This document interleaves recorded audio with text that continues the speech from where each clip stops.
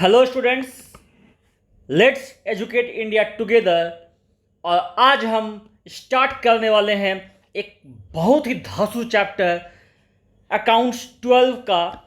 और इस चैप्टर से एक क्वेश्चन निश्चित आना है। तो ये एक आप सिक्योर समझो कि इस चैप्टर से एक क्वेश्चन आना है।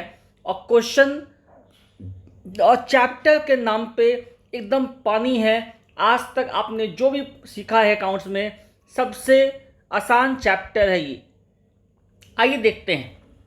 चैप्टर का नाम है डिसॉल्यूशन ऑफ पार्टनरशिप फर्म।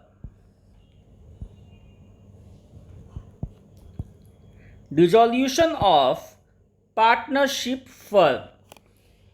ये डिसॉल्यूशन ऑफ पार्टनरशिप फर्म क्या होता है? जब पार्टनर्स मिलके कोई बिजनेस करते हैं, मान लेते हैं 3 पार्टनर है, राम, श्याम और गणेश। ये लोग 3 पार्टनर थे और ये लोग मिल करके मोबाइल का बिजनेस कर रहे थे। मान लीजिए ये एक मोबाइल है और इस मोबाइल का ये लोग बिजनेस कर रहे थे, है ना। तो इस मोबाइल का बिजनेस कर रहे थे और आज ये तीनों अलग हो गए, तीनों काम नहीं करते हैं। इसी को कहते हैं dissolution of partnership firm. Discontinuation of the firm is known as dissolution of partnership firm. ऐसा क्यों होता है? इसके पीछे कई सारे कारण हैं। देखिए इसका रीजंस क्या क्या है, आइए समझते हैं। रीजंस फॉर डिसॉल्यूशन ऑफ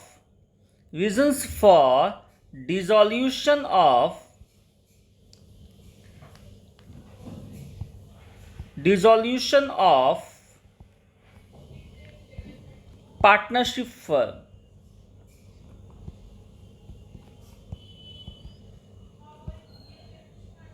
क्या क्या रीजंस हो सकता है एक पार्टनरशिप फर्म को डिसॉल्व होने का? तो सोचो ये तीनों पार्टनर थे। मान लेते हैं एक पल के लिए कि ये तीनों 1:1 में बिजनेस कर रहे थे, धंधा कर रहे थे। आज तीनों अलग अलग काम करते हैं या कुछ काम हो गया कि ये लोग मिलके काम नहीं कर रहे हैं। क्या क्या काम हो सकता है, कारण हो सकता है? देखिए, तो कारण नंबर ए, जिस टाइम पीरियड के लिए ये लोग पार्टनरशिप बिजनेस में आए थे, वो टाइम पीरियड खत्म हो गया। तो क्या कहेंगे? कंक्लूजन ऑफ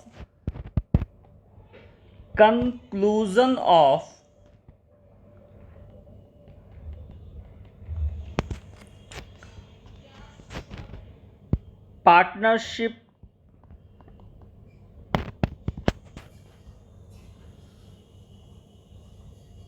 एग्रीमेंट, या ऐसा लिख सकते हैं, conclusion of the term of partnership agreement.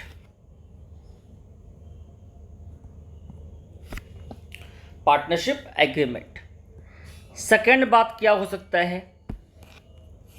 जिस काम के लिए ये लोग पार्टनरशिप में आए थे वो काम हो गया, है ना। तो क्या है? जिस उद्देश्य के लिए आए थे, तो क्या है? Completion of goal, completion of goal और टारगेट। ठीक है सर। और क्या हो सकता है? और हो सकता है जैसे all the partners became insolvent। सारे पार्टनर्स इंसॉल्वेंट हो गए। और क्या हो सकता है? all the partners except one became insolvent, एक को छोड़ के बाकी सारे इंसॉल्वेंट हो गए। इंसॉल्वेंट का मतलब हो गया क्या, दिवालिया होना, दिवालिया, या आप इसको बैंकरप्ट बोल सकते हैं। थोड़ा फर्क है बैंकरप्ट और इंसॉल्वेंट में, फिर भी एक बार के लिए समझिए कि इंसॉल्वेंट हो गया, दिवालिया हो गया, यानी कि कोई भी व्यक्ति जो दिवालिया हो जाता है वो किसी भी एग्रीमेंट को चलाने लायक नहीं बचता है। लीगली उसका जो भी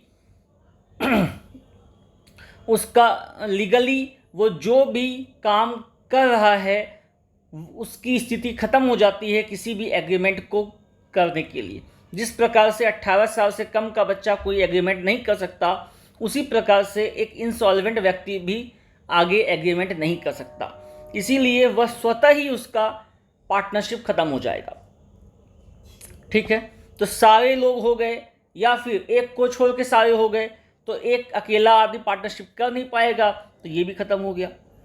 ठीक है सर, और क्या हो सकता है? ऑल पार्टनर्स डाइड, सारे पार्टनर्स डाइड हो गए। ऑल द पार्टनर्स एक्सेप्ट, ऊपर स्पेलिंग थोड़ा ठीक कर देना ना, ये स्पेलिंग थोड़ा सही कर देना।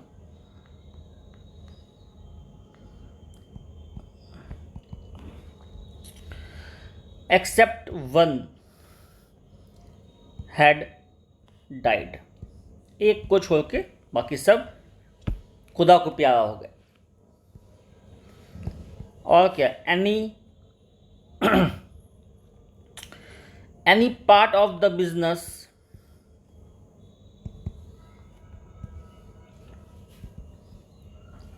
or any transaction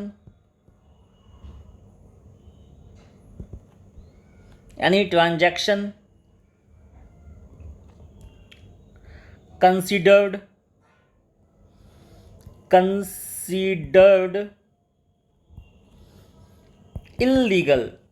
इल्लीगल घोषित हो गया। इल्लीगल है, कोई काम ये लोग कर रहा था वो इल्लीगल था, ड्रग्स का धंधा कर रहा था, है ना। तो ड्रग्स का काम करना एक इल्लीगल कॉन्ट्रैक्ट है, इसीलिए ये क्या हो गया, स्वतः ही ये क्या हो जाएगा, बंद हो जाएगा।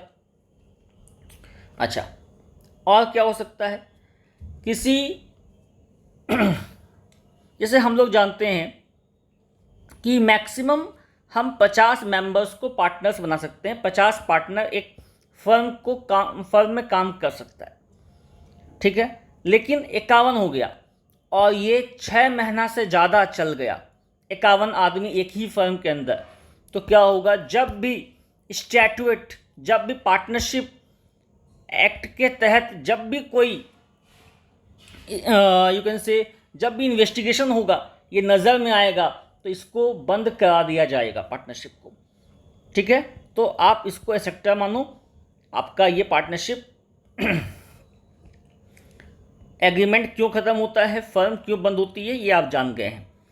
चलिए अब हम देखेंगे इसमें होता क्या है।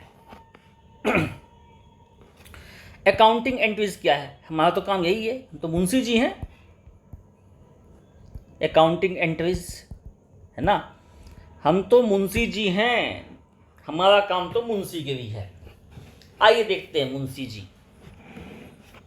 तो अकाउंटिंग एंट्रीज क्या है, देखो सबसे पहले क्या होगा कि हम एक क्या करेंगे, एक इमेजिनरी बक्सा बनाएंगे। इमेजिनरी बक्सा क्यों बनाएंगे, क्योंकि हमको सारे एसेट्स को बेचना है और जो पैसा आएगा उससे हमें लायबिलिटीज़ का भुगतान करना है। हमको सारे एसेट्स को बेचने के बाद हमको क्या करना है, सारे लायबिलिटीज़ को पे आउट करना है। इसीलिए हम एक बक्सा बनाएंगे और उस बक्से का नाम रखेंगे रियलाइजेशन अकाउंट। उस बक्सा का नाम हो गया रियलाइजेशन अकाउंट। रियलाइजेशन अकाउंट क्या है, रियलाइजेशन अकाउंट वर्क करता है आपके एक नॉमिनल अकाउंट की तरह। ठीक है, ये क्या है, एक नॉमिनल अकाउंट है। जहाँ पे हम सारे एसेट्स को और सारे एसेट्स को बेच के पैसा निकालते हैं और लाइबिलिटीज़ को भुगतान करते हैं। जो भी प्रॉफिट होता है आपस में बांट करके कहानी ख़त्म करते हैं। लॉस हुआ तो पार्टनर अपने घर से लेकर के आएगा और फिर वो लाइबिलिटी होल्डर्स को देगा, है ना। आइए देखते हैं।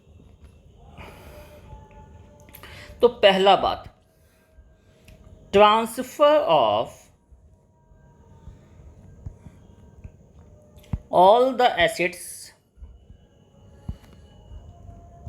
इन realisation account.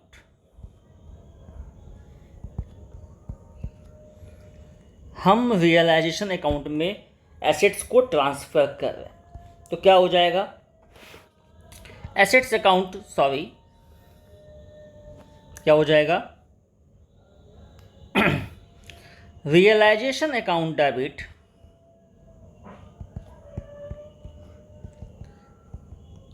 To assets account individually.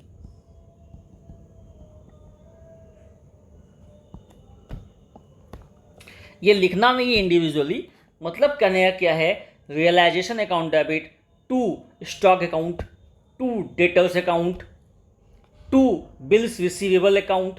तो जो भी आपके एसेट्स होंगे वो आप रियलाइजेशन में ट्रांसफ़र कर देंगे। सर ऐसा क्यों एंट्री पास किए, क्योंकि देखो आप क्या कर रहे हो, आप एसेट्स को इसमें भर रहे हो, यानी कि क्या हो गया, आपका ये जो बक्सा है वो भरेगा, यानी कि रियलाइजेशन अकाउंट भर गया और एसेट्स क्या हो गया, वो कम हो गया।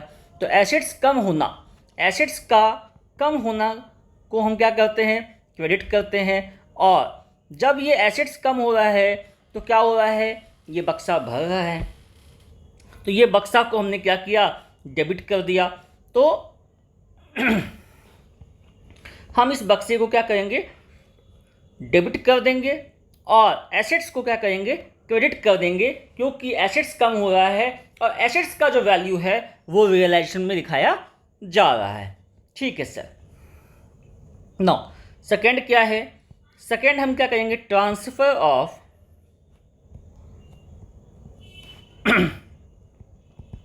Liabilities to realisation account. हम क्या करेंगे, रियलाइजेशन अकाउंट में अब लाइबिलिटीज़ को भी ट्रांसफ़र करेंगे। अच्छा, सबसे पहले एक बात याद रखना, ये जो भी काम होगा ना ये बुक वैल्यू पे होगा। बुक वैल्यू मतलब आपका जो बैलेंस शीट वैल्यू है, आपके बैलेंस शीट वैल्यू पे ही आपका ये रिकॉर्ड होगा।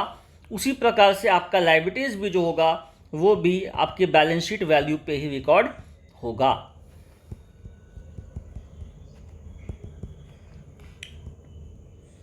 ठीक है, यहाँ उल्टा हो गया एंट्री, क्योंकि आपका लाइबिलिटीज़ का बैलेंस होता है क्रेडिट, और उसको जब हम कम करेंगे, लाइबिलिटीज़ को इसमें भरेंगे तो क्या होगा, लाइबिलिटीज़ जब इसमें भराएगा तो क्या होगा, बक्सा का वैल्यू इंक्रीज हो गया और लाइबिलिटीज़ कम हो गया। तो लाइबिलिटीज़ को कम करने के लिए हम क्या करते हैं, डेबिट करते हैं।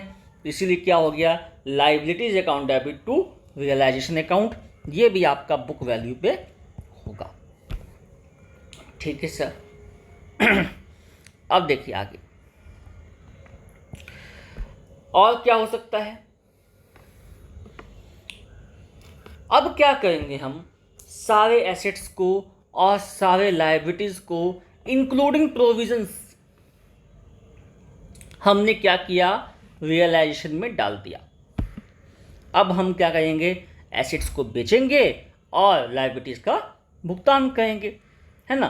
तो ये वाला जो पार्ट है ये आप लोग देख के आइएगा और हम लोग नेक्स्ट क्लास में इसका हम लोग जिक्र करेंगे। ठीक है, तो आप लोग इसको थर्ड नंबर एंट्री से हम लोग आगे इसको प्रारंभ करेंगे। Thank you.